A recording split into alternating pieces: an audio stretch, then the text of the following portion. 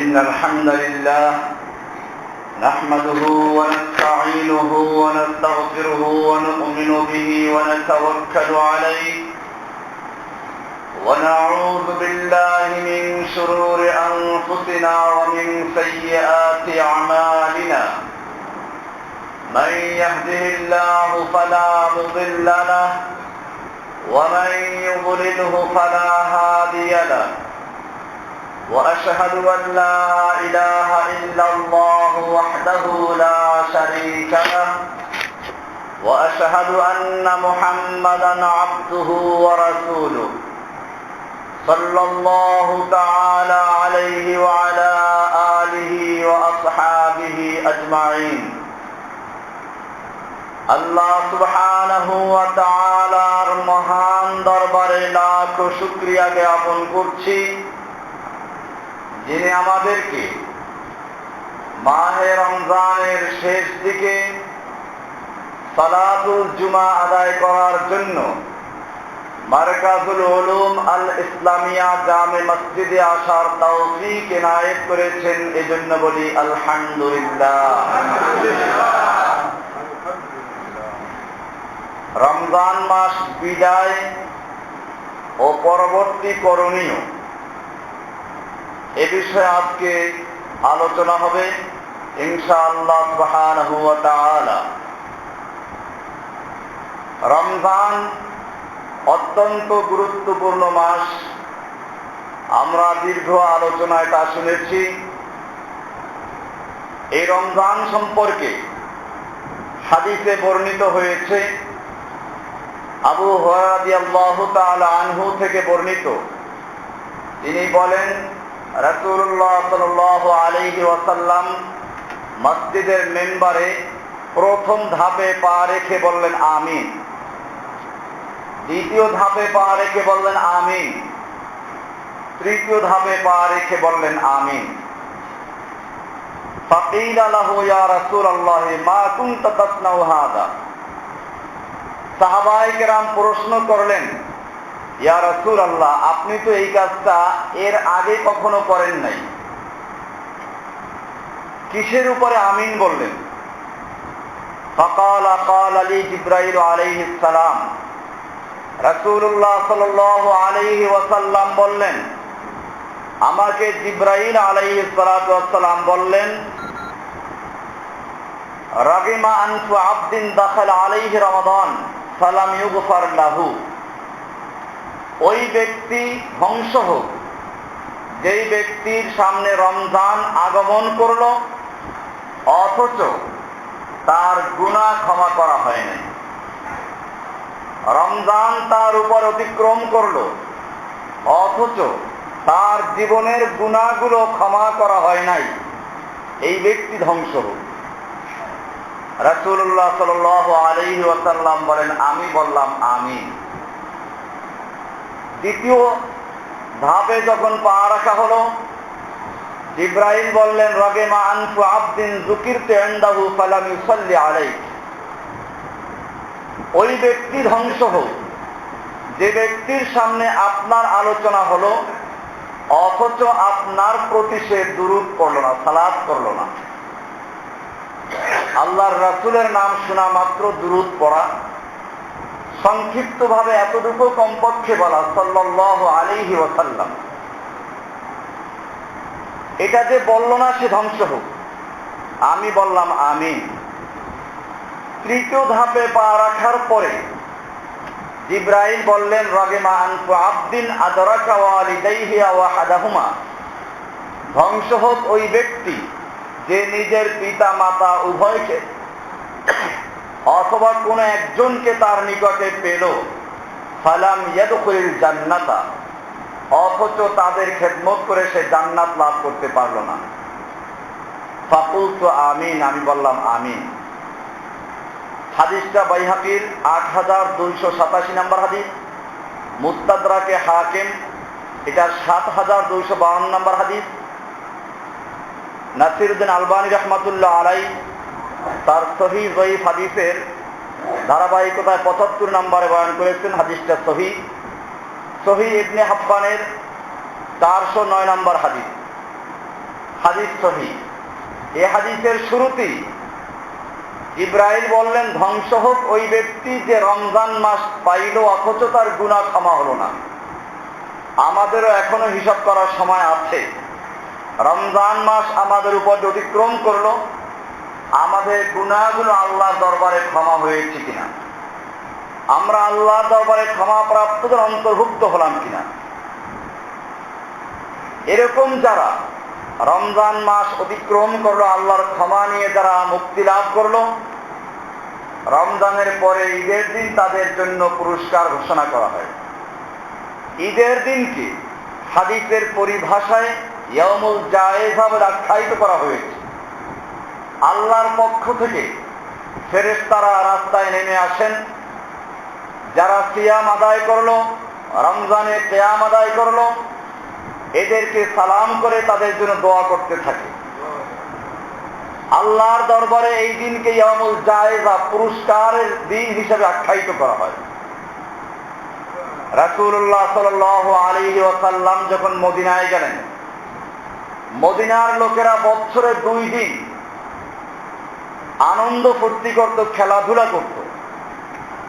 হাদিসটা আছে আনাস রাদিয়াল্লাহু তাআলা আনহু থেকে বর্ণিত, আবু দাউদের 1136 নম্বর হাদিস। قال قدم رسول الله صلى الله عليه وسلم المدينة। রাসূলুল্লাহ সাল্লাল্লাহু আলাইহি ওয়াসাল্লাম মদিনায় আগমন করলেন। ওয়ালাহুম ইয়াওমান ইয়ালআবুনা ফীহিমা। তখন মদিনার লোকেরা বছরে 2 দিন খেলাধুলা করত, আনন্দ ফুর্তি করত। فقال ما هذان اليومان। রাসূলুল্লাহ সাল্লাল্লাহু আলাইহি ওয়াসাল্লাম জিজ্ঞেস করলেন, এই 2টি দিন কি তোমরা আনন্দ ফুর্তি করছো? قالوا كنا نلعب فيهما في الجاهلية। মদিনার লোকেরা বলল, এই 2টা দিন আমরা জাহিলি যুগ থেকে আনন্দ ফুর্তি করে এসেছি, বছরে 2 দিন আমরা আনন্দ করি, খেলাধুলা করি। فقال رسول الله صلى الله عليه وسلم। রাসূলুল্লাহ সাল্লাল্লাহু আলাইহি ওয়াসাল্লাম বললেন, ইন্নাল্লাহা ক্বাদ আবদালাকুম বিহিমা খায়রাম মিনহুমা। আল্লাহ তাআলা তোমাদেরকে ওই 2টা দিন অন্য 2টা দিন দিয়ে পরিবর্তন করে দিয়েছেন, যা তোমাদের ওই 2 দিন থেকে উত্তম। ইয়াউমাল আযহা ওয়া ইয়াউমাল ফিতর। আর সেই 2 দিন হচ্ছে ঈদুল আযহা এবং ঈদুল ফিতর। 2টা ঈদ পাওয়া গেল। হাদিসের প্রত্যেকটা কিতাবে বাবুল ঈদাইন, 2 ঈদের অধ্যায়, এই শিরোনামে আলোচনা আছে। বর্তমানে আবার দেখবেন যুগে যুগে যেরকম ভাবে আল্লাহর দ্বীনকে নিয়ে কতগুলো লোক বাড়াবাড়ি করেছে, নবীদেরকে নিয়ে বাড়াবাড়ি করেছে, এই উম্মতের মধ্যেও সেটা শুরু হয়েছে। এখন বাংলাদেশে এক শ্রেণীর আশিকে রাসূল পীর, এরা আরেকটা নতুন ঈদের জন্ম দিয়েছে। সেটার নাম কি? ঈদে মিলাদুন নবী। শুধু ঈদ না, এটাকে তারা বলে থাকে সকল ঈদের সেরা ঈদ, ঈদে মিলাদুন নবী। এই ঈদে মিলাদুন নবী আল্লাহর নবী জানতেন না, সাহাবায়ে কেরাম জানতেন না, এমনকি 1400 বছরের ইতিহাসে কোন মুহাদ্দিসিনরাও জানতেন না। এটা শুরু হলো মাত্র 10 থেকে 15 বছর আগে। এজন্য মনে রাখতে হবে, আল্লাহর রাসূল সাল্লাল্লাহু আলাইহি ওয়াসাল্লাম জীবনের 63 বছর পর্যন্ত অতিক্রম করলেন। নবুয়তের আগে 40 বছর, নবুয়তের পরে আরো 23 বছর কোন দিন তিনি নিজের জন্মদিন ঈদে মিলাদুন নবী পালন করেন নাই। সাহাবায়ে কেরাম যারা আল্লাহর নবীকে জীবনের চেয়ে বেশি ভালোবাসতেন, আল্লাহর নবীকে রক্ষা করার জন্য যারা নিজেকে ঢাল স্বরূপ পেতে ধরতেন, ওই সাহাবায়ে কেরামরাও আল্লাহর নবীর জন্মদিনে ঈদে মিলাদুন নবী পালন করেন নাই। এমনকি যখন মুসলিম জাতি স্বতন্ত্র বছর গণনা করার জন্য একটা হিসাবের প্রয়োজন মনে করল, তখন প্রস্তাব করা হয়েছিল আল্লাহর নবীর জন্মদিন থেকে নতুন বছর হিসাব করা শুরু করি। সাহাবায়ে কেরামদের মাঝে তা প্রত্যাখ্যান হলো। তারা বললেন যে না, এটা খ্রিস্টানরা করে। খ্রিস্টানেরা ঈসা আলাইহিস সালামের জন্মদিন থেকে, যিশু খ্রিস্টের জন্মদিন থেকে নতুন বছর গণনা করেছে। মুসলিম জাতিকে বলা হয়েছে ইহুদি খ্রিস্টানদের বিরোধিতা করার জন্য। এজন্য নবীর জন্মদিন থেকে বছরের গণনা পর্যন্ত শুরু করা হয় নাই, হিজরত থেকে শুরু করা হয়েছে। পরিষ্কার হয়ে গেল মুসলিম জাতির ইতিহাসে ঈদ দুটো। কয়টা ঈদ?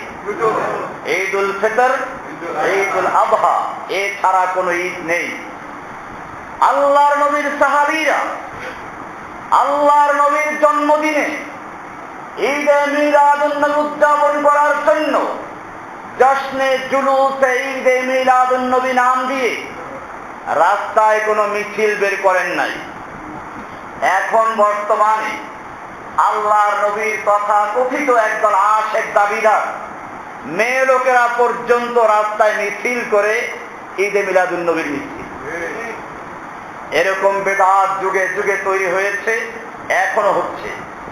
এই জন্য আল্লাহ রাসূল সাল্লাল্লাহু আলাইহি ওয়াসাল্লাম বলেছেন, লা তাতরুন্নি কামা আতরাতিল ইয়াহুদু ওয়ান নাসারা ফি আনবিয়াইহিম। ওহে মুসলিম জাতি, খবরদার তোমরা আমাকে নিয়ে বাড়াবাড়ি করবে না, যেরকম ভাবে ইহুদি খ্রিস্টানেরা তাদের নবীদেরকে নিয়ে বাড়াবাড়ি করেছে। খ্রিস্টানেরা ওদের নবী ঈসা আলাইহিস সালামকে আল্লাহর পুত্র বলে আখ্যায়িত করেছে। তোমরা আমাকে আল্লাহর পুত্র বলবে না, তোমরা বলো আব্দুল্লাহি ওয়া রাসূলুহু, আমি আল্লাহর বান্দা এবং আল্লাহর রাসূল। এজন্য গোটা মুসলিম জাতি কালিমাতুশ শাহাদার মধ্যে সাক্ষী দেয়, আশহাদু আন্না মুহাম্মাদান আবদুহু ওয়া রাসূলুহু, আমি সাক্ষ্য দিচ্ছি মুহাম্মদ সাল্লাল্লাহু আলাইহি ওয়াসাল্লাম আল্লাহর বান্দা এবং রাসূল। তিনি আল্লাহ নন, আল্লাহর কোনো অংশ নন, আল্লাহর পুত্র নন, তিনি আল্লাহর বান্দা এবং রাসূল। যাই হোক, বলছিলাম ঈদের দিন, এই ঈদ কাদের জন্য? যারা রমজান মাসকে সিয়াম পালন এবং কিয়ামের মাধ্যম অতিক্রম করেছে, যারা রমজানকে আল্লাহ রাব্বুল আলামিনকে খুশি করার জন্য পালন করেছে, রমজানকে যারা আল্লাহর ইবাদতের মধ্যে কাটিয়েছে, রমজানের যে কারণে মর্যাদা কোরআনুল কারীম, এই কোরআনকে যারা যথাযোগ্যভাবে পালন করেছে, কোরআনের বিধান প্রতিষ্ঠা করার জন্য যারা প্রাণ চেষ্টা করে, কোরআনকে মানার জন্য যারা তৈরি, এদের জন্য রমজান, এরপরে ঈদের দিন আনন্দের দিন। অপরদিকে যারা রমজান মাসে বিভিন্ন ইফতার মাহফিল দিয়েছে, রমজানের উপরে ভিত্তি করে রাজনৈতিক ইফতার মাহফিল, অথচ রোজা রাখে নাই। পুরান ঢাকায় আমরা যখন লালবাগে পড়াশোনা করেছি, লালবাগ মাদ্রাসায়, পুরান ঢাকার একটা ভাষা আছে, রোজা বি রাখুম না, ইফতার বি করুম না, কাফের হইয়া মরুম নিয়ালাই। ঢাকাইয়া ভাষা, রোজা রাখে নাই, এখন ইফতারও করবে না, কাফের হয়ে যাবে নাকি? আমাদের এদেশে এই অবস্থা চলছে এবং এটা বড় আক্ষেপের বিষয়। মুসলিম জাতির ইবাদতগুলোকে রাজনৈতিক একটা কাজ হিসেবে এখন বর্তমানে আমেরিকার হোয়াইট হাউসে পর্যন্ত ইফতার মাহফিল দেওয়া হয়। ওবামা কি রোজা রাখে?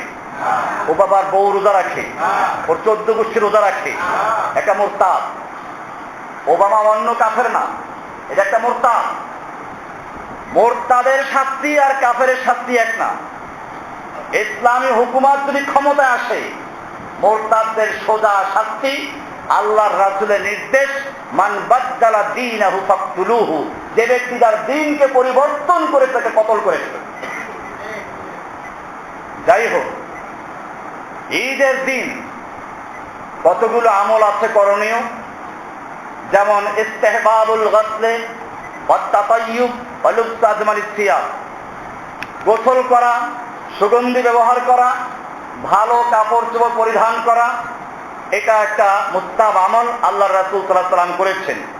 এমনি ভাবে ঈদুল ফিতরে বের হওয়ার আগে কিছু খেয়ে নেওয়া, খেজুর বা আমাদের দেশে সেমাই খায়, যেটা যে দেশে নিয়ম আছে, কিছু খেয়ে বের হওয়া, আল্লাহর রাসূল সাল্লাল্লাহু আলাইহি ওয়াসাল্লাম কয়েকটা খেজুর খেয়ে বের হতেন, আবার তাও আছে বেতরান, বেজর, বেতের খেজুর খেতেন, বেজর খেতেন। এরপরে ঈদের সালাতে বের হতেন। ঈদুল ফিতরের সালাত একটু দেরি করে পড়া, আর ঈদুল আযহার সালাত তাড়াতাড়ি পড়া উত্তম। সূর্য যখন 3 মিটার উপরে উঠে, তার মানে 2 ধনুক পরিমাণ, এরপরে ঈদের সালাতের সময় হয়ে যায়, যোহরের আগ পর্যন্ত পড়া যায়। তবে এত দেরি করা উচিত নয়, আগেই পড়া। ঈদের সালাতে ঈদগাহে যাওয়া উত্তম হচ্ছে ঈদের সালাত মাঠে পড়া। ইনশাআল্লাহ আমরা চেষ্টা করব আগামী বছরের ঈদের সালাত যাতে মার্কাজের মাঠে হয়। তো ঈদের সালাত ঈদগাহে পড়া উত্তম। আল্লাহর রাসূল সাল্লাল্লাহু আলাইহি ওয়াসাল্লাম একবারই সম্ভবত মসজিদে পড়েছেন, তাও বৃষ্টির কারণে। ওয়ালাম ইউসাল্লি ঈদা বিমাসজিদিহি ইল্লা মাররাতান লিউযরিল মাতার। আল্লাহর রাসূল সাল্লাল্লাহু আলাইহি ওয়াসাল্লাম বৃষ্টির কারণে শুধু একবার ঈদের সালাত মসজিদে নববীতে আদায় করেছিলেন, এছাড়া সমস্ত ঈদের সালাতগুলো মাঠে আদায় করেছিলেন। তবে মাঠে আদায় করার ক্ষেত্রে খেয়াল রাখতে হবে, ইমাম যদি বেদাতি হয় অথবা ইহুদি খ্রিস্টানদের পা চাটা গোলাম হয়। বর্তমানে ইহুদি খ্রিস্টানদের এজেন্ডা বাস্তবায়ন করার জন্য এদেশের ইমামরা উঠে পড়ে ময়দান নেমেছে। আপনারা জানেন ইসলামিক ফাউন্ডেশন, নাম তো ইসলামিক ফাউন্ডেশন, বর্তমানে ইহুদি খ্রিস্টানদের এজেন্ডা বাস্তবায়ন করার জন্য আপনারা জানেন এই বিশ্বের সবচেয়ে বড় সন্ত্রাসী আমেরিকা, জঙ্গিবাদী রাষ্ট্রীয় সন্ত্রাসী আমেরিকা মুসলিম জাতিকে সন্ত্রাসী বানাবার জন্য, মুসলিম জাতিকে জঙ্গিবাদী প্রমাণিত করার জন্য বিভিন্ন দেশে হামলা করে মুসলিম জাতিকে উস্কানি দিয়ে লড়াই করতে বাধ্য করছে।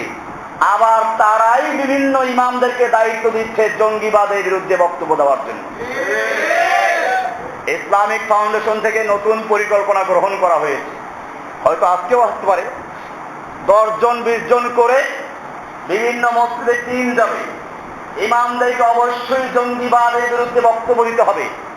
পত্রিকায় দিয়েছে, প্রজ্ঞাপন জারি করেছে, বিশেষভাবে চিঠি দেওয়া হয়েছে। ভাইয়েরা আমার, আমরা বিশ্বাস করি ইসলামে কোনো জঙ্গিবাদের স্থান নেই, পরিষ্কার বলে দেই। বরং জঙ্গিবাদের বিরুদ্ধে, সন্ত্রাসের বিরুদ্ধে ইসলাম যতটা সোচ্চার কণ্ঠে ঘোষণা করেছে, পৃথিবীর কোন ধর্ম, কোন মতবাদ এত স্পষ্ট বলতে পারে নাই। কোরআন পরিষ্কার ঘোষণা করেছে, মান কাতালা নাফসান বিগাইরি নাফসিন ওয়া ফাসাদিন ফিল আরদি ফাকান্নামা কাতালান নাসা জামিআ। যে ব্যক্তি অথবা যে গোষ্ঠী, মান ব্যক্তি হতে পারে, গোষ্ঠী হতে পারে, যে দল হতে পারে, যে রাষ্ট্র হতে পারে, যে ব্যক্তি কোন একটা লোককে, পৃথিবীর কোন একটা প্রাণীকে অন্যায়ভাবে খুন করলো, অথচ সে কাউকে খুন করে নাই, অথচ সে কাউকে ফিতনা ফাসাদ করে নাই, এরকম নিরপরাধ ভাবে যদি কোন একটা মানুষকে কেউ খুন করে, আল্লাহ সুবহানাহু ওয়া তাআলা বলছেন ফাকান্নামা কাতালান নাসা জামিআ, সেজন্য গোটা বিশ্বের সমস্ত মানব জাতিকে হত্যা করল। ওয়ামান আহইয়াহা, পক্ষান্তরে যে ব্যক্তি পৃথিবীর কোন একটা প্রাণীকে, একটা মানুষকে অন্যায় খুনের হাত থেকে রক্ষা করলো, আল্লাহ রাব্বুল আলামিন বলছেন ফাকান্নামা আহইয়ান নাসা জামিআ, সেজন্য গোটা পৃথিবীর মানবতাকে রক্ষা করলো। আছে কোন গ্রন্থ, আছে কোন ধর্মীয় কিতাব, আছে কোন বিশ্ব নেতা যে স্পষ্ট ঘোষণা করেছে যে একজন মানুষকে হত্যা করা গোটা পৃথিবীর মানব জাতিকে হত্যা করা? কোরআন বলেছে, মুসলিম জাতির প্রাণপ্রিয় কিতাবে রয়েছে, এই মুসলিম জাতিকে জঙ্গিবাদের বিরুদ্ধে বক্তব্য দেওয়া শিখানোর প্রয়োজন নেই। জঙ্গিবাদের বিরুদ্ধে বক্তব্য দেওয়ার দরকার তোমাদের, যারা মুসলিম জাতিকে তামা করে দিচ্ছে, সামান্য তেলের জন্য, নেতৃত্বের জন্য ইরাককে ধ্বংস করেছে, আফগানিস্তানকে ধ্বংস করেছে, কাশ্মীরে পাখির মতো গুলি করে হত্যা করছে, এমনকি আরাকানের মুসলমানদের রাখাইন প্রদেশের এলাকার একটা পুরা 10,000 লোকের বস্তিকে সম্পূর্ণ ধ্বংস করে দিয়েছে। আপনারা কত গতকালের প্রথম আলো পত্রিকা দেখেন, পরিষ্কার আমেরিকার থেকে রিপোর্ট দিয়েছে এতদিন পর্যন্ত সেখানে সাংবাদিক যেতে দেওয়া হয় নাই। এরপরে গত কয়েকদিন আগে সাংবাদিক গেল, গিয়ে দেখলো 10,000 লোকের সেই পত্তি, 10,000 লোকের সেই বিশাল এলাকা, একটা ঘর বাড়ি পর্যন্ত চিহ্ন নাই, সমস্ত মুসলিম হত্যা করা হয়েছে। আর এদের পক্ষে কথা বললে তার নাম হয় জঙ্গিবাদী। আমাদেরকে মনে রাখতে হবে, আমি মুসলিম শাসকদেরকে জানিয়ে দেই, যদি সত্যিকারে মুসলিম হয়ে থাকো, আল্লাহর গোলাম হয়ে থাকো, যদি সত্যিকার অর্থে জঙ্গিবাদের বিরুদ্ধে কথা বলতে হয়, তোমাদেরকে অনুরোধ করি, তোমাদেরকে বলি, আমেরিকা, ইহুদি, খ্রিস্টান, হিন্দু, বৌদ্ধ যারা মুসলিম জাতিকে ভারতে হত্যা করছে, কাশ্মীরে হত্যা করছে, আফগানিস্তানে হত্যা করছে, ইরাকে হত্যা করছে, চেচনিয়া, বসনিয়া, এরকম আরাকানে হত্যা করছে, এই সমস্ত জঙ্গিবাদী সন্ত্রাসী বিরুদ্ধে বক্তব্য দাও, ওদের বিরুদ্ধে দাঁড়াও, নতুবা কিয়ামতের মাঠে আল্লাহর দরবারে তোমাদেরকে হাজির হতে হবে। শুধু কিয়ামতে না, আল্লাহ তাআলা বলে দিয়েছেন, আজকে যদি মুসলিম জাতির পক্ষে তোমরা না দাঁড়াও, আল্লাহ তাআলা বলছেন ইস্তাবদিল কওমান গায়রাকুম, তোমাদেরকেও ধ্বংস করে তোমাদের জায়গায় অন্য জাতিকে সৃষ্টি করা হবে, তোমরা আল্লাহর কোনো ক্ষতি করতে পারবে না।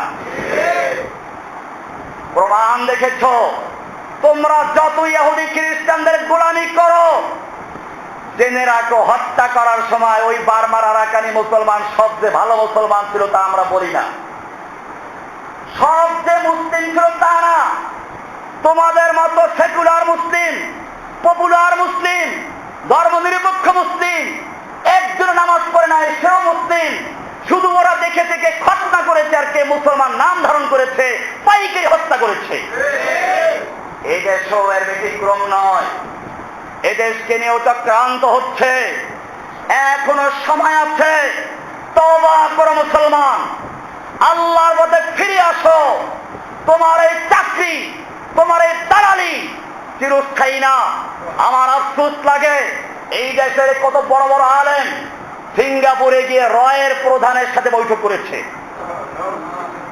দুবাই এবং কাতারে গিয়ে রয়ের প্রধান, আমেরিকার সিআইএর প্রধানের সঙ্গে বৈঠক করেছে দেশে একদল আলেমদের প্রতিনিধি দল। সেই আলেমগুলো কার আমি নাম বলছি না, আজকে প্রয়োজনে বলবো ইনশাআল্লাহ।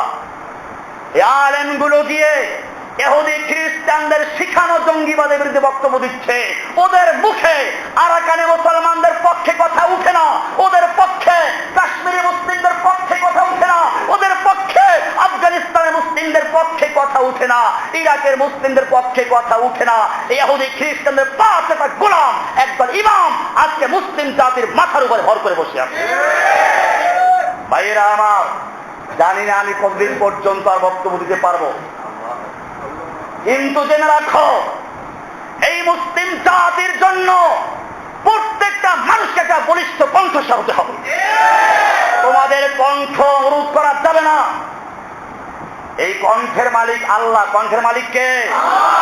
পৃথিবীর কোন শক্তি নাই মুসলিম জাতির কণ্ঠে স্তব্ধ করতে পারে। ভাইয়েরা আমার, বলছিলাম যে বিষয়টা নিয়ে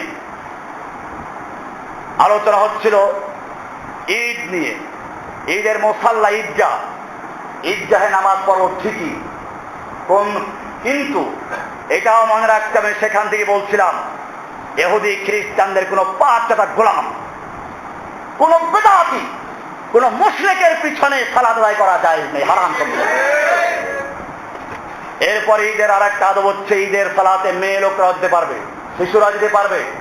আল্লাহর রাসূল সাল্লাল্লাহু আলাইহি ওয়াসাল্লাম বলেছেন, সহিহ বুখারী 974 নম্বর হাদিসে আছে, উম্মে আতিয়া রাদিয়াল্লাহু তাআলা আনহা বলেন, قالت উমিরনা আন নুখরাজাল আওয়াতিক ওয়া যাওয়াতিল খুদুর।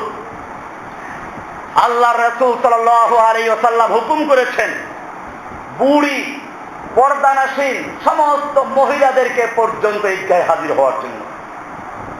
وقالت এরা ওয়ায়াতাজাল হাইয়াদাল মুসাল্লা, হায়েজা মেয়ে লোক যারা হায়েজ অবস্থায় আছে এদেরকেও ঈদগাহে যাওয়ার জন্য বলেছেন। তবে এরা দোয়ায় অংশগ্রহণ করবে, সালাতের সময় আলাদা থাকবে। এত স্পষ্ট বলা হয়েছে বুখারীর হাদিস। এমনি ভাবে ঈদগাহে যাওয়ার সময় মুখালাফাতুত তরিক, এক রাস্তায় যাওয়া আর এক রাস্তায় আসা। সহিহ বুখারীর 986 নম্বর হাদিসে বলা হয়েছে, জাবের ইবনে আব্দুল্লাহ থেকে বর্ণিত, قال كان النبي صلى الله عليه وسلم اذا كان يوم عيد خالف الطريق। ঈদ আসলে পরে আল্লাহর রাসূল সাল্লাল্লাহু আলাইহি ওয়াসাল্লাম রাস্তা ওলট পালট করতেন, এক রাস্তায় যেতেন আর এক রাস্তায় আসতেন। এরপরে সালাতুল ঈদের আগে বা পরে কোনো নফল সালাত নেই। লাম ইয়াসবুত আন্না সালাতা ঈদ সুন্নাতুন ক্বাবলা ওয়ালা বাদাহা। আল্লাহর রাসূল সাল্লাল্লাহু আলাইহি ওয়াসাল্লাম এবং সাহাবায়ে কেরাম কেউই ঈদের সালাতের আগে বা পরে কোনো নফল সালাত আদায় করেন নাই।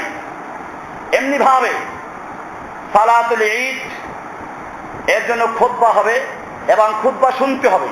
সালাতুল ঈদের খুতবা হয় সালাতের পরে, এটা শোনাও ওয়াজিব। এমনি ভাবে ঈদের তাহানিয়া দেওয়া যায়।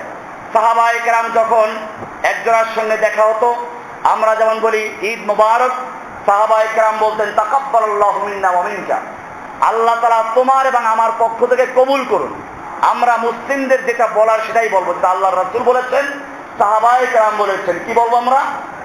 তাকাব্বালাল্লাহু মিন্না ওয়া মিনকা, আল্লাহ তাআলা তোমার থেকে এবং আমাদের থেকে কবুল করুন। তাকাব্বালাল্লাহু মিন্না ওয়া মিনকা, তাকাব্বালাল্লাহু মিন্না ওয়া মিনকা। ঈদের পরে আবার শাওয়াল মাসের 6 রোজা আছে, এটা সহিহ হাদিস থেকে প্রমাণিত। সহিহ মুসলিমের 2815 নম্বর হাদিসে বর্ণিত হয়েছে, আবু আইয়ুব আনসারী রাদিয়াল্লাহু তাআলা আনহু বলেন, আন্না রাসূলুল্লাহ সাল্লাল্লাহু আলাইহি ওয়াসাল্লাম قال মান সামা রমাদানা সুম্মা আতবাআহু সিত্তাম মিন শাওয়াল। যে ব্যক্তি রমজানের সিয়াম আদায় করলো, এরপরে আবার 6টা রোজা রাখলো শাওয়ালে। এই 6টা রোজা একাধারেও রাখা যায়, বিচ্ছিন্নভাবেও রাখা যাবে, তবে শাওয়াল মাসের মধ্যে রাখতে হবে। যে ব্যক্তি এই 6টা সিয়াম রাখলো, কালা কানা কাসিয়ামিদ দাহর, সেজন্য সারা বছর সিয়াম রাখলো, রোজা রাখলো। হাদিসটা ইবনে মাজাতেও আছে 1716 নম্বর, আর মুসলিমের 2815 নম্বর হাদিস। এরপরে রমজানের সাথে আর একটা বড় বিষয় যাকাতুল ফিতর, যাকে আমরা সাদাকায়ে ফিতর বলি। আল্লাহর রাসূল সাল্লাল্লাহু আলাইহি ওয়াসাল্লাম বলেছেন, হাদিসে বর্ণিত হয়েছে, ইবনে ওমর থেকে বর্ণিত, قال فرض رسول الله صلى الله عليه وسلم زكاة الفطر। আল্লাহর রাসূল সাল্লাল্লাহু আলাইহি ওয়াসাল্লাম যাকাতুল ফিতরকে ফরজ করে দিয়েছেন। হাদিসের ভাষা হচ্ছে ফরজ, এটাই ঠিক। হ্যাঁ, যদিও বলে আমাদের ওলামায়ে কেরামদের কেউ কেউ এটাকে ওয়াজিব বলেছেন, কিন্তু এই ওয়াজিব বলতে আসলে ফরজ কি বোঝানো হয়, ওটা ওলামাদের একটা মতভেদ আছে, আমি সেদিকে যাচ্ছি না। আব্দুল্লাহ বিন ওমরের হাদিস, সহিহ বুখারীর 1053, সহিহ মুসলিমের 2326 নম্বর হাদিস, রাসূলুল্লাহ সাল্লাল্লাহু আলাইহি ওয়াসাল্লাম ফরজ করে দিয়েছেন যাকাতুল ফিতর। সাআম মিন তামারিন, 1 সা খেজুর, আও সাআম মিন শাঈরিন, অথবা 1 সা জব, আলাল আবদি ওয়াল হুররি, গোলাম, স্বাধীন, যাকারি ওয়াল উনসা, পুরুষ মেয়ে লোক, ওয়াল কাবীর ওয়াস সাগীর, ছোট বড়, মিনাল মুসলিমিন, সকলের উপরে এটা ফরজ করে দিয়েছে। এখানে পরিষ্কার হয়ে গেল আল্লাহর রাসূল সাল্লাল্লাহু আলাইহি ওয়াসাল্লাম ফরজ করে দিয়েছেন 1 সা। এখানে দাম হিসাব করা হয় নাই। আল্লাহর নবীর যুগেও টাকা পয়সা ছিল, দিনার দিরহাম ছিল, কিন্তু কোন হাদিসে পাওয়া যায় না যে এবারের ফিতরা এত টাকা, এটা ফরজ করেন নাই। আমাদের এই জাতির দুর্ভাগ্য, প্রতি বছর রমজান মাসের মাঝামাঝি আসলে পত্রিকায় দেখা যায় অমুক ফাউন্ডেশন ঘোষণা করেছে এবারের ফিতরা 55 টাকা। কিসের ভিত্তিতে? আজকে যদি আমি বলি এইবারের যাকাতের দাম হিসাব করব, ওই যে গরু ছাগলে খড়কুটা খায় ওর 1 সা হিসাব করে আদায় হবে? বাংলাদেশে মানুষ গম খায় নাকি? বাংলাদেশের প্রধান খাদ্য কি? বাংলাদেশের মানুষ খায় চাউল, আর দাম হিসাব করলো গমে। এটা কি পশুর খাদ্য হিসাব করার সমান না? পশুর খাদ্য, মাছের খাদ্য, হাঁস মুরগি খাদ্য হিসাব করো, তারপর হিসাব করে দাও 25 টাকা। কে অধিকার দিয়েছে? হিসাব করার জন্য সাদাকাতুল ফিতর সম্পর্কে আল্লাহর রাসূল সাল্লাল্লাহু আলাইহি ওয়াসাল্লাম স্পষ্ট বলেছেন। বুখারীর 1506 নম্বর হাদিস, মুসলিমের 2330 নম্বর হাদিস। عن ابي سعيد الخدري رضي الله تعالى عنه قال يقول كنا نخرج زكاة الفطر, আমরা আল্লাহর নবীর যুগে যাকাতুল ফিতর, সাদাকায়ে ফিতর বের করতাম, আদায় করতাম। সাআম মিন তাআমিন, খাদ্য দ্রব্য থেকে 100 দিয়ে, খাদ্য, টাকা না, খাদ্য নিতাম। আও সাআম মিন শাইরিন, 100 জব। আও সাআম মিন তামারিন, 100 খেজুর। আও সাআম মিন আকিতিন, 100 পনির। আও সাআম মিন জাবিবিন, 100 কিশমিশ। এইগুলো যে আদায় করতাম। কেন আদায় করতাম? আল্লাহর রাসূল সাল্লাল্লাহু আলাইহি ওয়াসাল্লাম তাও বলে দিয়েছেন। সুনানে আবি দাউদের 1611 নম্বর হাদিস। عن ابن عباس رضي الله تعالى عنه قال فرض رسول الله صلى الله عليه وسلم زكاة الفطر طهرة للصائم من الرغب والرفث وطعمة للمساكين। রাসূলুল্লাহ সাল্লাল্লাহু আলাইহি ওয়াসাল্লাম যাকাতুল ফিতরকে ফরজ করে দিয়েছেন। কেন ফরজ করেছেন? তুহরাতান লিস-সাইমি মিনাল লাগবি ওয়ার রাফাস, বেহুদা অন্যায় অশ্লীল যে কাজ হয়ে গেছে এই কাজগুলোর ত্রুটি পূরণ করার জন্য, ওয়া তু'মাতান লিল মাসাকিন, এবং মিসকিনদের খাবারের ব্যবস্থা করার জন্য। দুইটা উদ্দেশ্য বয়ান করা হলো। একটা হচ্ছে এই রমজানের সিয়াম পালন করতে গিয়ে যথাযথভাবে আদায় না করার কারণে যে ত্রুটি বিচ্যুতি হয়েছে, ভুল ভ্রান্তি হয়েছে, সেগুলোর ক্ষমা হয়ে যাওয়ার জন্য, ক্ষতিপূরণের জন্য যাকাতুল ফিতরকে ফরজ করা হয়েছে। আর দ্বিতীয় নাম্বার বলা হয়েছে ইসলামের সবচেয়ে বড় একটা গুণ, সেটা হচ্ছে এই যুগে যুগে এই পৃথিবীতে দারিদ্র বিমোচনের জন্য গরিবের বন্ধু বেশে অনেক বক্তব্য হয়েছে, অনেক আন্দোলন হয়েছে। কিন্তু ইসলাম যেরকম ভাবে বাধ্যতামূলক ভাবে ইসলাম গরিবদের হিস্সা নির্ধারণ করে দিয়েছে, পৃথিবীর কোন অর্থনীতিবিদ, পৃথিবীর কোন নেতা, পৃথিবীর কোন মতবাদ তার দৃষ্টান্ত পেশ করতে পারে নাই। আপনারা জানেন, আমি আমার কিতাব যাকাত, এই যাকাতের উপসংহারে লিখে দিয়েছি, অমুসলিমরা পর্যন্ত স্বীকার করেছে মুসলিম জাতি যে বাস্তব পদক্ষেপ নিয়েছে যাকাত ভিত্তিক অর্থ ব্যবস্থা, এটা যদি বাস্তবায়ন করা হয় তাহলে মুসলিম জাতি পৃথিবীতে গরিব থাকতে পারে না। ধনীরা গরিবদেরকে যাকাত দিয়ে সহযোগিতা করলে গরিব থাকতে পারে?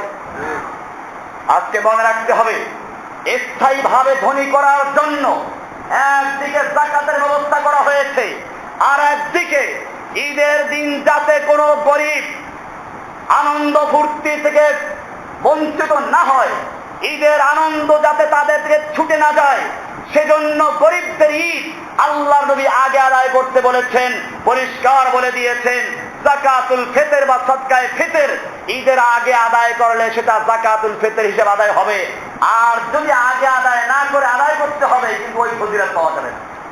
তার মানে গরিবের ঈদ ইসলাম আগে করতে দিয়েছে ধনীর ঈদের হচ্ছে। ধনীর ঈদ পরে হবে, গরিবের ঈদ।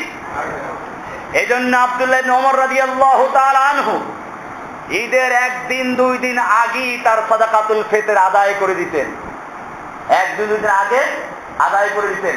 এটা জায়েজ, তবে উত্তম হচ্ছে ঈদের দিন ঈদের সালাতের আগে আদায় করা। যার কাছে পাওনা, অর্থাৎ যাকে দেওয়া, এটা আসলই না। আসল হচ্ছে, আমি আগেও বলেছি, এই সাদাকাতুল ফিতর, যাকাতুল ফিতর এগুলো মূলত বাইতুল মালের পক্ষ থেকে আদায় হবে। সালাতের আগে আদায় হবে, সালাতের পরে প্রাপকদের কাছে পৌঁছে দেওয়া হবে। আল্লাহর রাসূল সাল্লাল্লাহু আলাইহি ওয়াসাল্লাম ঈদের আগে বেলালকে আদায় করতে বলতেন, তো ওই সময় আদায় করে সালাত আদায় করতেন, বন্টন করতেন। কোন সময়? ঈদের নামাজের পরে।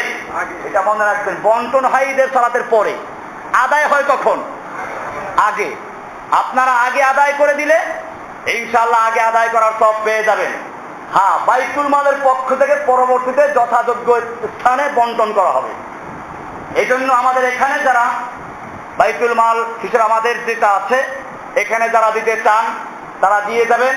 তবে খাদ্য হিসেবে দিতে পারেন, নিজে যদি খাদ্য কিনে দেন সবচেয়ে ভালো। আপনি যে মানের চাল খান ওই মানের চাউল 100 পরিমাণ, 100 পরিমাণ আমি আগেও বলেছি, কিতাবুজ যাকাত সংগ্রহ করবেন, তাদের লেখা আছে 100 পরিমাণ।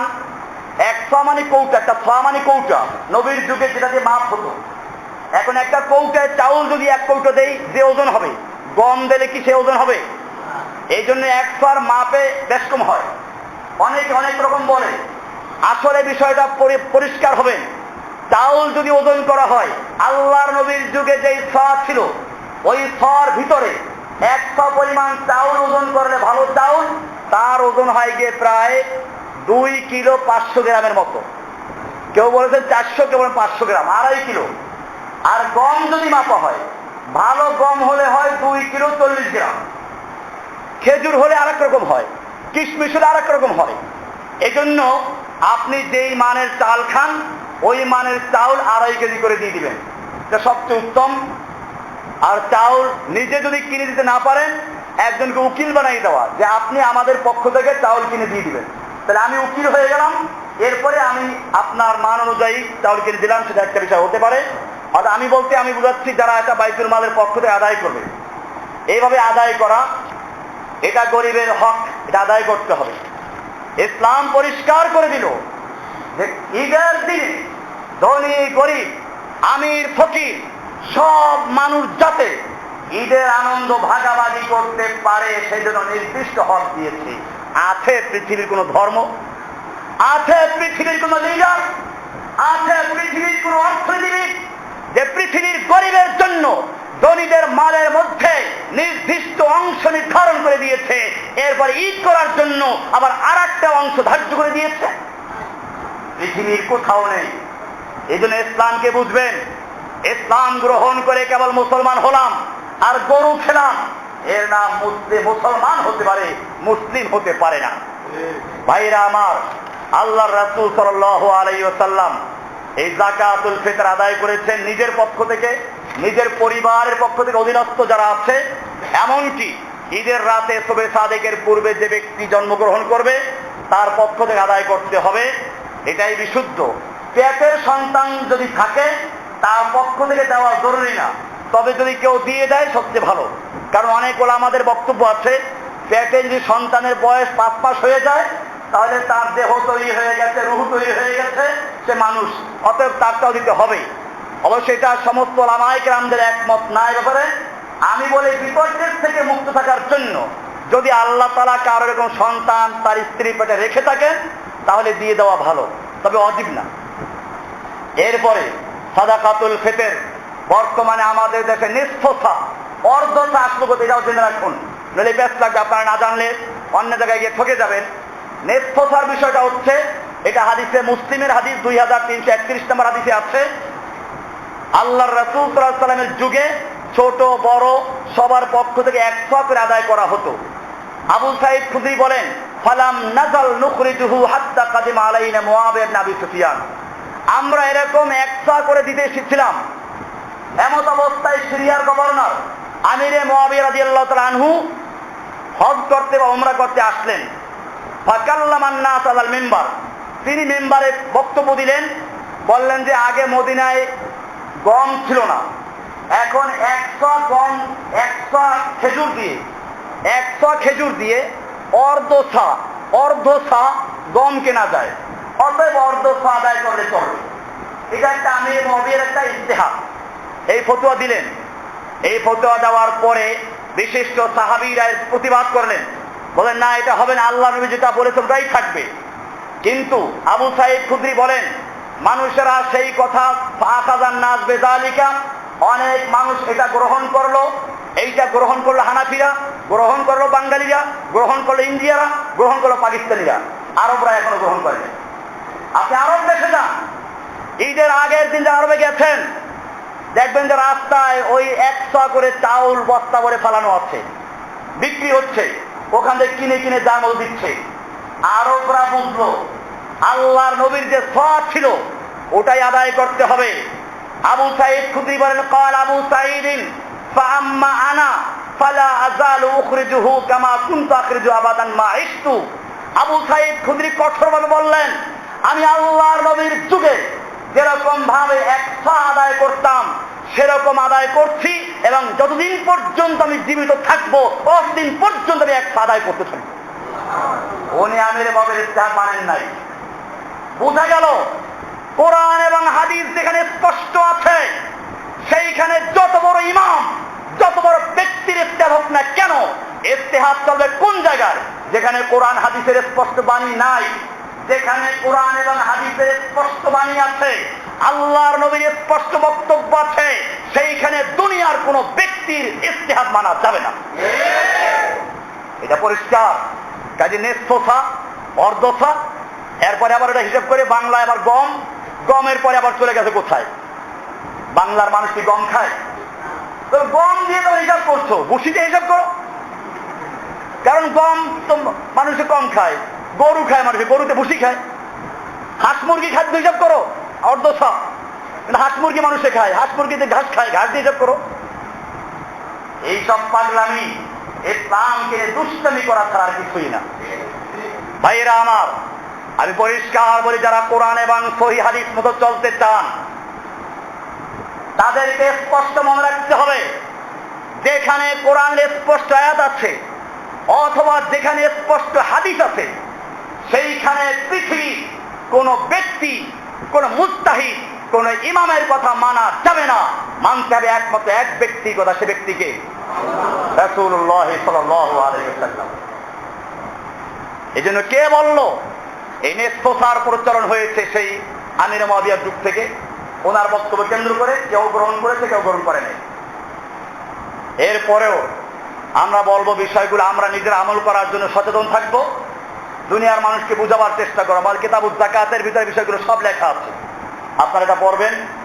এরপরে আছে যে বিষয়গুলো, সাদাকাতুল ফিতরের অধিকারী কারা? কেউ কেউ বলেছেন যাকাত যাদের দেওয়া যায় ফিতরাও তাদেরকে দেওয়া যাবে। ঠিক আছে, এটার সাথে আমি দ্বিমত করব না, কিন্তু হাদিসে পরিষ্কার বলা আছে তুমাতান লিল মাসাকিন, তা মিসকিনদের খাদ্য। বুঝা গেল অন্য অন্য খাতে যাকাত দেওয়ার অগ্রাধিকার থাকতে পারে, কিন্তু ফিতরার ক্ষেত্রে মিসকিনদেরকে অগ্রাধিকার দিতে হবে। এটা মিসকিনদের হক, এখানে অন্যগুলোকে উল্লেখ করা হয়নি।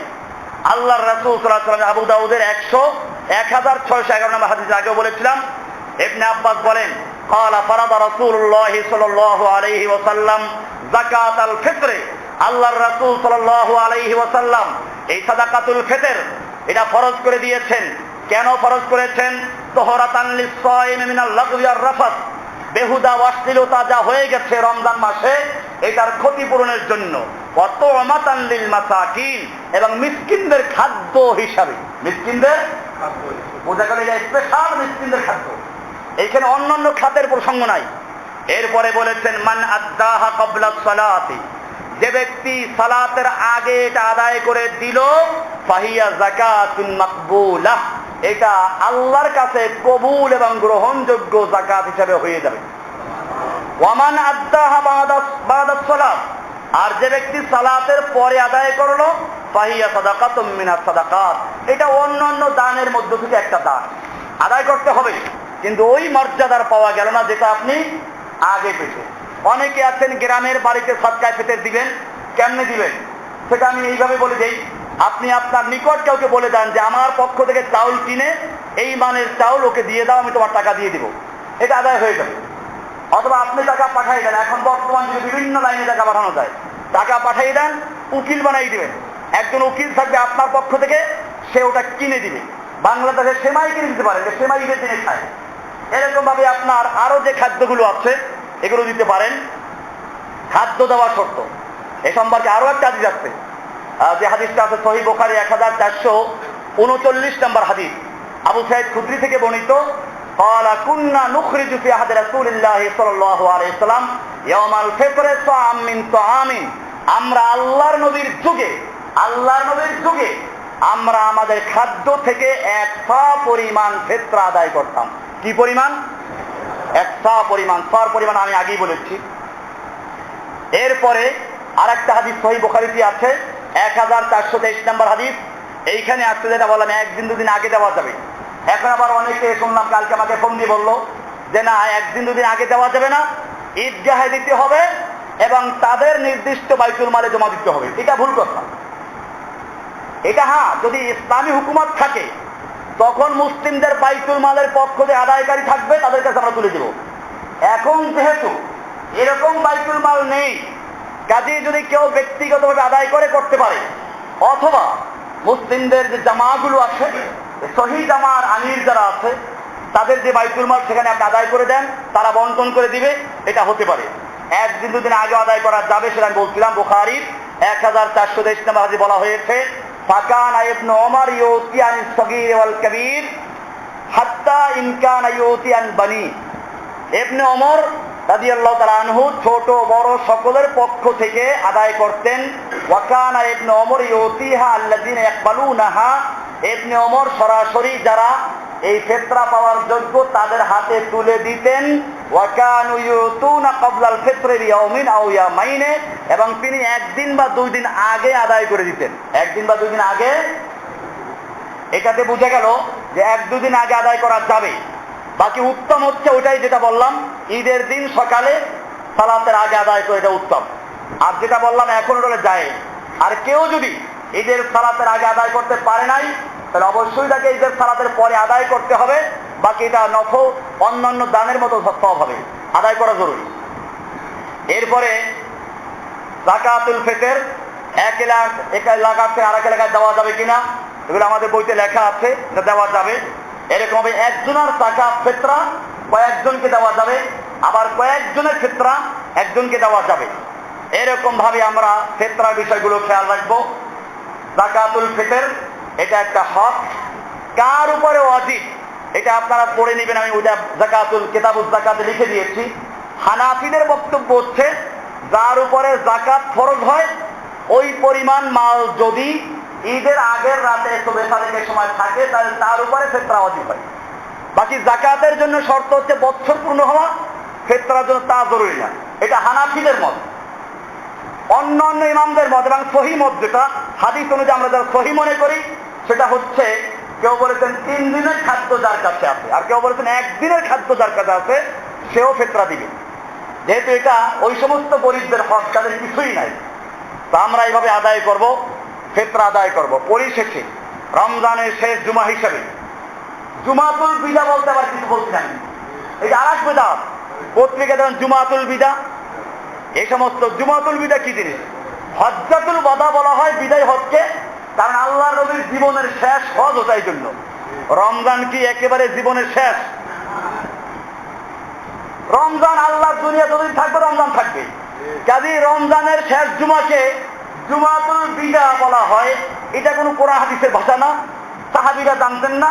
এটা বাংলাদেশের কিছু পত্রিকা আর কিছু বেদাত দিয়ে তৈরি করে এক বেদাত। তবে রমজানের শেষ জুমাকে বলছি, রমজান মাসের আমরা যে শিক্ষা পেয়েছি, রমজান মাসে আমরা শিখলাম আল্লাহ রব্বুল আলামিন হাদিসে কুদসিতে বলেছেন অন্যান্য সমস্ত ইবাদতের যাতা বিনিময়ে আল্লাহ তাআলা 10 গুণ থেকে 700 গুণ পর্যন্ত বৃদ্ধি করে দেন। এরপরে বলেছেন ইল্লা সাওম, তবে সিয়াম ব্যতীত। তবে সাওমের বিষয়টা ব্যতিক্রম। ফাইন্নাহু লি ওয়া আনা আজজি বিহি, কারণ সাওম আমার জন্য রাখা হয় আর আমি নিজের বিনিময়ে দান করব।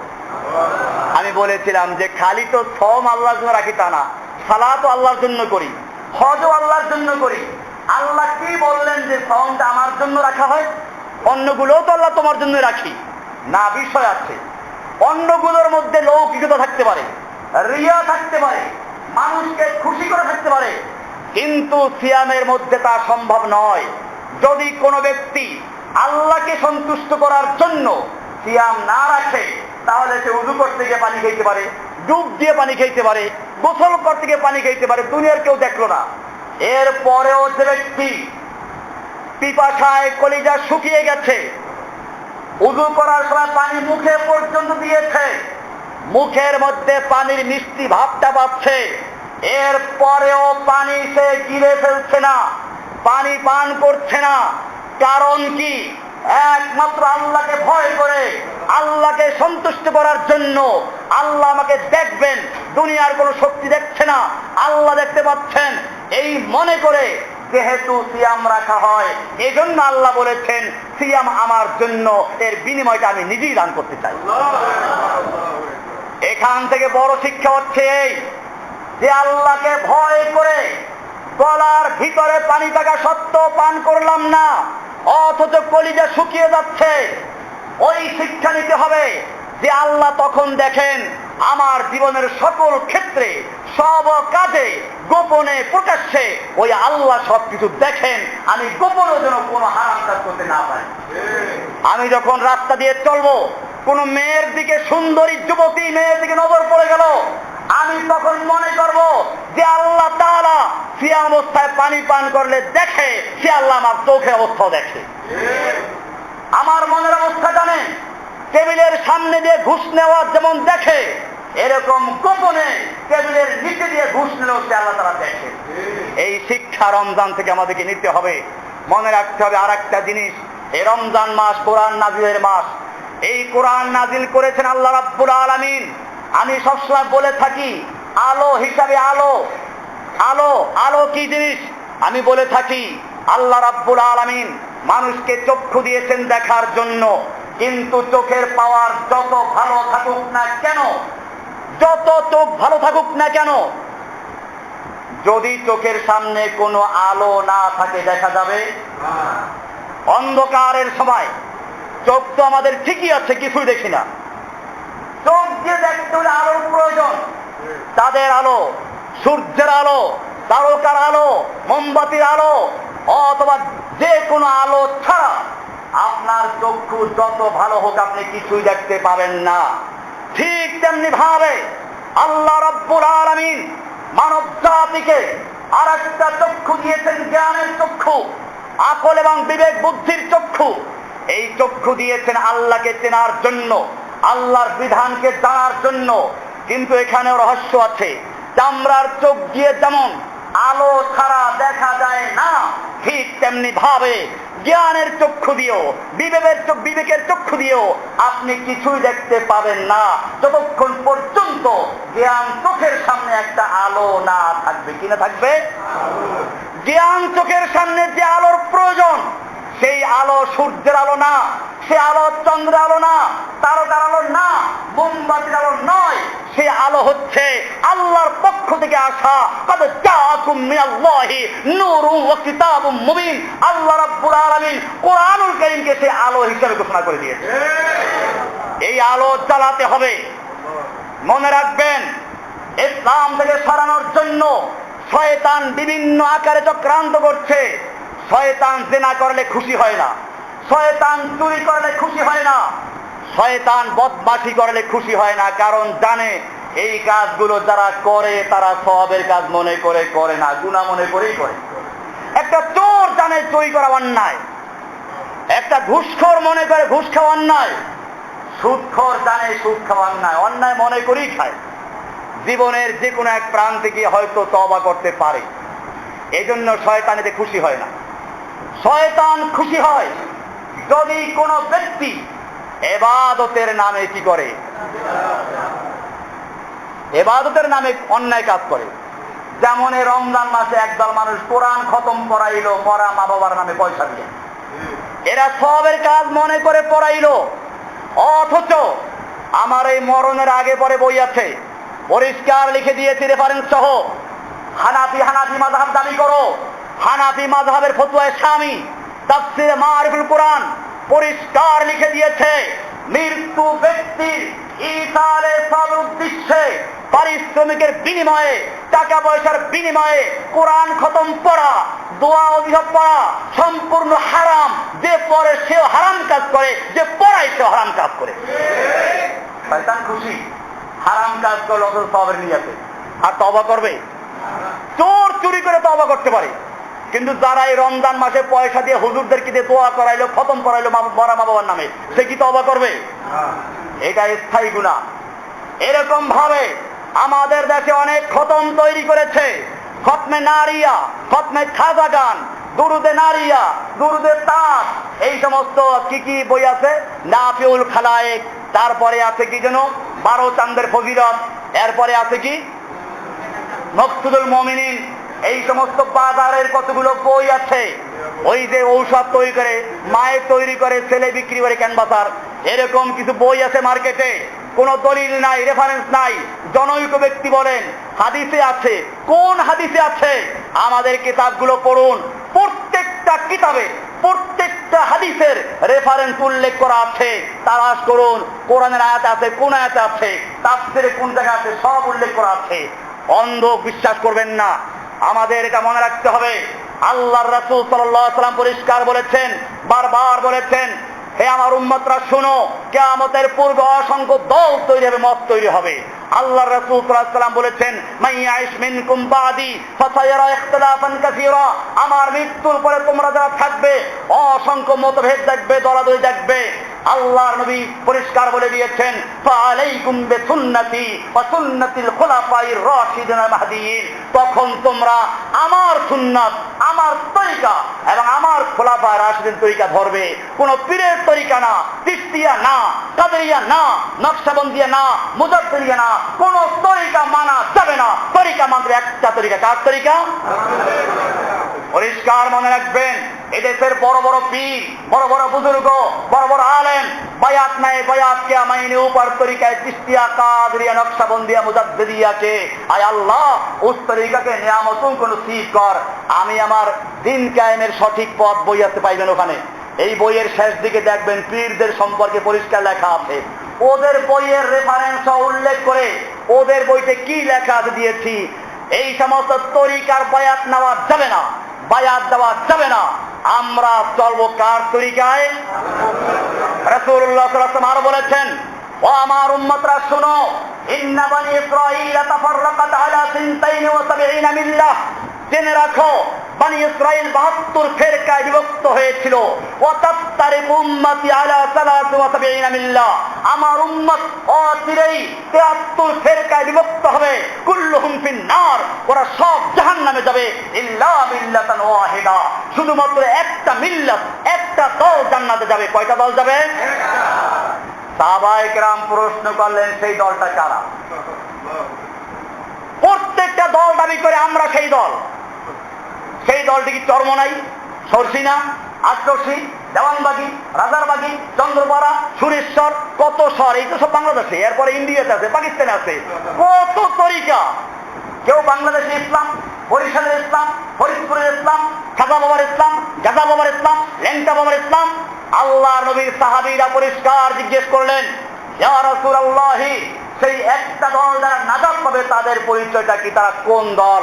আল্লাহর নবী পরিষ্কার বললেন, ক্বালা মা আনা আলাইহি ওয়া আসহাবি, আজকের এই দিনে আমি এবং আমার সাহাবীরা যেই দলে, যেই মতে আছি, কিয়ামত পর্যন্ত এই দল এবং মতে যারা থাকবে তারা নাজাত পাবে, বাকি সব জাহান্নামে চলে যাবে। পরিষ্কার হয়ে গেল। আল্লাহর নবীর যুগে আমি জিজ্ঞেস করতে চাই, আল্লাহর নবী যেদিন বলেছিলেন আমার তরিকা, আমার সাহাবীদের তরিকায় যারা আছে তারা নাজাত পাবে, সেই সময় চিশতিয়া তরিকা ছিল, কাদেরিয়া ছিল, এই সমস্ত তরিকা যাদের নামে তৈরি করা হয়েছে ওদের জন্ম হয়েছিল? ওদের জন্ম হয় নাই, ওদের বাপ দাদার জন্ম পর্যন্ত হয় নাই। এই সবগুলো তরিকা তৈরি করা হয়েছে ভারতের ফ্যাক্টরি। চায়নায় তৈরি হয় বিভিন্ন মাল, আর বাংলাদেশ, পাকিস্তান, ইন্ডিয়ায় তৈরি হয় ইসলাম ধর্মের বিভিন্ন ইবাদত। আপনারা জানেন এখন বিভিন্ন মাদ্রাসায় চাঁদা আদায় করার জন্য বদরি সাহাবীদের নামে 313 জনের সংখ্যা দিয়ে তারপর কমিটি বানায়। সুদখোর, ঘুষখোর, মদখোর, জুয়াচোর, এইগুলোকে 313 বদরি সাহাবীদের কমিটি ঢুকে সাহাবী বানাই দিল, মর্যাদা বানাই দিল। এইগুলো মরা সাহাবীদের নাম বিক্রি করে খাওয়া। এই সমস্ত বিদআতের মধ্যে কেউ ঢুকবেন না, খবরদার। আমি আরো পরিষ্কার করে দেই, রমজানের শেষ সময় আপনারা দান খয়রাত আরো করবেন। কোন বেদাতিকে যাকাত ফিতরা দিবেন না, এগুলো বেদাতকে সাহায্য করা হয়। এজন্য আমি আমার কিতাবুজ যাকাতে পরিষ্কার লিখে দিয়েছি। ইমাম ইবনে তাইমিয়া রাহমাতুল্লাহ আলাইহি ফতোয়া দিয়েছেন, সেই কিতাবে রেফারেন্স উল্লেখ করে দিয়েছি, কোন বেদাতিকে যাকাত ফিতরা টাকা দেওয়া যাবে না। ভাইরা আমার, যে সমস্ত মাদ্রাসায় বেদাত শিক্ষা দেওয়া হয়, পীরের সবক দেওয়া হয়, পীর ধরতে উৎসাহিত করা হয়, পীরদেরকে প্রতিষ্ঠিত করা হয়, পীরের পক্ষে দলিল দেওয়া হয়, এই সমস্ত মাদ্রাসাতেও সাহায্য করা ঠিক হবে না। তাওহীদের উপরে যে সমস্ত মাদ্রাসা কায়েম হচ্ছে এগুলোতে আপনারা সাহায্য করবেন। খবরদার নিজেও বেদাত করবেন না, কোন বেদাতকে এস্টাবলিশ করার জন্য, কোন বেদাতকে প্রতিষ্ঠা করার জন্য, কোন বেদাতকে সাহায্য করার জন্য আপনারা কাজ করবেন না। খবরদার। আল্লাহর নবী সাল্লাল্লাহু আলাইহি ওয়াসাল্লাম, হাদিসটা মিশকাতে আছে, আব্দুল্লাহ বিন মাসউদ থেকে বর্ণিত, আল্লাহর নবী একটা সোজা দাগ দিলেন, সোজা দাগ। এরপরে ডান দিকে আর বাম দিকে অনেকগুলো দাগ দিলেন। এরপরে মাঝখানের দাগে হাত রেখে বললেন, হাযা সাবিলুল্লাহ, এই মাঝখানের সোজা দাগটা হচ্ছে আল্লাহর রাস্তা। কার রাস্তা? আল্লাহর রাস্তা। সোজা না বাঁকা? আল্লাহর রাস্তা কয়টা? এরপরে ডান দিকে আর বাম দিকের দাগগুলো দেখাইয়া বললেন, ওয়াহাদিহি সুবুলুন, আর এই যে তোমরা দেখতে পাচ্ছ ডানে বামে অনেকগুলো রাস্তা, সুবুলুশ শায়াতিন, এগুলো শয়তানদের রাস্তা। আলা কুল্লি সাবিলিন মিনহা শায়তান, প্রত্যেকটা রাস্তার মুখে মুখে এক একটা শয়তান বসে আছে। যখনই কোনো ব্যক্তি আল্লাহর রাস্তায় চলতে চায়, সিরাতে মুস্তাকিমে চলতে চায়, তখন শয়তান কয়, না তুই এরকম সোজা আল্লাহকে পাবি না, তুই সারা জীবন পাপ করেছিস, অন্যায় করেছিস, গুনাহ করেছিস, তুই আল্লাহকে ডাকলে পাবি না, একজন পীর ধর, নইলে আল্লাহকে পাবি না। এইরকম পীর ধরাইয়ে দেয়, শয়তানের ডিউটি খালাস। শয়তানকে কেউ জিজ্ঞেস করেছিল যে একজন লোক সারা জীবন অন্যায় করেছে, পাপ করেছে, এখন জীবনের শেষ প্রান্তে এসে তওবা করেছে, তুই তাকে গোমরা করো কেন? সে তো আর সহজে গোমরা হবে না। কইদের খুব সহজ, ওর কাছে গিয়ে আমি একেবারে আল্লাহওয়ালার সুরত ধরে বসি, পাগড়ি বেঁধে তসবিহ হাতে নিয়ে ওর পাশে গিয়ে বসি, বলি ভাইজান সারা জীবন অন্যায় করেছেন, পাপ করেছেন, গুনাহ করেছেন, আপনি সরাসরি আল্লাহকে ডাকলে আল্লাহ তাআলা আপনার ডাকে সাড়া দিবেন না। একজন কামেল পীরের হাত ধরে বলুক ভয়াখন, ওই পীর আপনার জন্য আল্লাহর কাছে বললে আপনি মাপ পাইয়ে দেবেন। তখন লোকটা বুঝে ঠিকই তো, এই একজন পীর ধরাইয়া দেয়। এরপরে শয়তান বলে যে আমার বাকি যে মিশন আর বাকি কাজ ওই পীর সাহেব আঞ্জাম দিয়ে থাকে। এইটা কৌতুক মনে করবেন না। চরমনাই পীর সাহেবের বই ভেদে মারেফাত 15 নম্বর পৃষ্ঠা, চকবাজার এই বাংলা বাজারে এদের লাইব্রেরি থেকে কেনেন, আলে সাহাব প্রকাশনীতে নতুন করে প্রকাশ করেছে। 15 নম্বর পৃষ্ঠা করে দেখবেন, লেখছে বান্দা 34 নম্বর পৃষ্ঠায় লেখছে, বান্দা অসংখ্য গুনাহ করার ফলে আল্লাহ পাক তাকে কবুল করিতে চান না। পীর সাহেব ওই ব্যক্তির জন্য অনুনয় বিনয় করিয়া আল্লাহর কাছে বলেন, আর আল্লাহ তাআলা ওই অনুনয় বিনয়ের ফলে ওই বান্দাকে মাফ করে দেয়। আল্লাহ রাব্বুল আলামিন কোরআনে পরিষ্কার বলে দিয়েছেন, হে নবী, যারা গুনাহ করেছে, যারা অন্যায় করেছে, সুম্মা ইস্তাগফিরুল্লাহ ইয়াজিদিল্লাহ গফুরার রহিমা ওয়ালাউ আন্নাহুম ইয যালামু আনফুসাহুম, হে নবী, যারা নিজেরা জুলুম অন্যায় করেছে, ফাস্তাগফিরুল্লাহ, যারা আল্লাহর কাছে ক্ষমা চায়, ইয়াজিদিল্লাহ গফুরার রহিমা, আল্লাহকে দয়াশীল ক্ষমাশীল পাবে। আল্লাহ বললেন কোনো ভায়া লাগবে না, কোনো মাধ্যম লাগবে না। পীর বলল ভায়া মাধ্যম ছাড়া আল্লাহ শুনেন না, আমরা পীরেরটা মানবো না আল্লাহরটা মানবো? চরমনাই পীরের কথা শুনবো না আল্লাহর কথা শুনবো? চরমনাই সরসিনা আর আটশিয়ার দেওয়ানবাগি না, দুনিয়ার সমস্ত পীর যদি একাত্র হয়ে বলে কোন ভায়া মাধ্যম ছাড়া আল্লাহ তাআলা শুনেন না, আল্লাহ তাআলা কোরআনে বলছেন আল্লাহ ডাইরেক্ট শুনেন।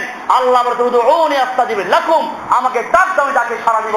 আমরা আল্লাহটা শুনবো, কোন পীরটা শোনা। আমি অনেকগুলো দলিল দিয়েছি, অনেক দলিল, একটা দুইটা কোরআনে আয়াত, সবগুলো ভালো করে মুখস্থ করবেন।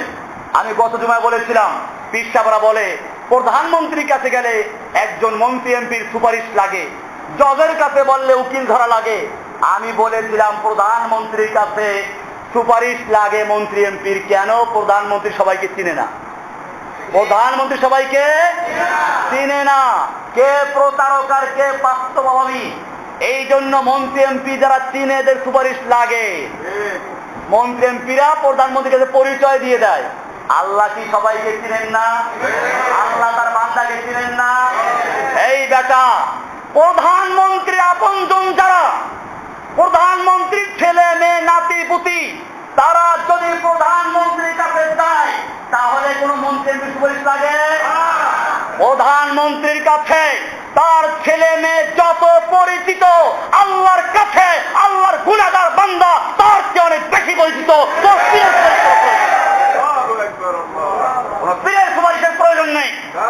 আল্লাহ তার প্রত্যেকটা বান্দাকে চিনেন, প্রত্যেকটা বান্দার অন্তর খবর জানেন। কোন পীরের সুপারিশ করার প্রয়োজন নেই। পীরের যে মালিক, আমার মালিক সে আল্লাহ, বান্দার মালিক সে আল্লাহ, কোন সুপারিশ করার প্রয়োজন নেই। আরো বলি, জজের কাছে গেলে উকিল ধরা লাগে কেন? জজ বাস্তব কাহিনী জানে না। উকিলরা দুই পক্ষ তর্ক করে আইনের ফাঁক দিয়ে সত্যকে প্রকাশ করে জজ সাহেব যা জানে না তা জানাই দেয়। আল্লাহ রাব্বুল আলামিন কি কোনো অজানা কিছু আছে? তাহলে কোন উকিল আল্লাহর সামনে তর্ক করে সুপারিশ করে আল্লাহকে জানাবে? আল্লাহ সব জানে। এই ভাওতাবাদী, এই পীর মুরিদের ব্যবসা, জমজমাট ব্যবসা, বিনা পুঁজির ব্যবসা, এই ব্যবসার গায়ে লাথি মেরে তওবা করে মুসলমান পীরদেরকে উৎখাত করার যে আমার পরিকল্পনা আছে, এই পরিকল্পনা অংশগ্রহণ করো। গোটা মুসলিম উম্মাহকে পীর তন্ত্র থেকে, খাজা বাবা তন্ত্র থেকে, গাজা বাবা তন্ত্র থেকে, মাজার তন্ত্র থেকে মুক্ত করে নিজে মুক্ত হয়ে তাওহীদ ভিত্তিক ঈমান যাপন করি, কোরআন এবং সুন্নাহকে মানি। আল্লাহ সুবহানাহু ওয়া তাআলা আমাদের সকলকে বুঝার এবং আমল করার তৌফিক দান করুন। আমিন। ওয়া সাল্লাল্লাহু তাআলা আলা নবিয়িনা মুহাম্মদ ওয়া আলা আলিহি ওয়া সাহবিহি আজমাইন। সুবহানাল্লাহি ওয়া বিহামদিহি, সুবহানাকাল্লাহুম্মা ওয়া বিহামদিকা আশহাদু আল্লা ইলাহা ইল্লা আনতা আস্তাগফিরুকা ওয়া আতুবু ইলাইক।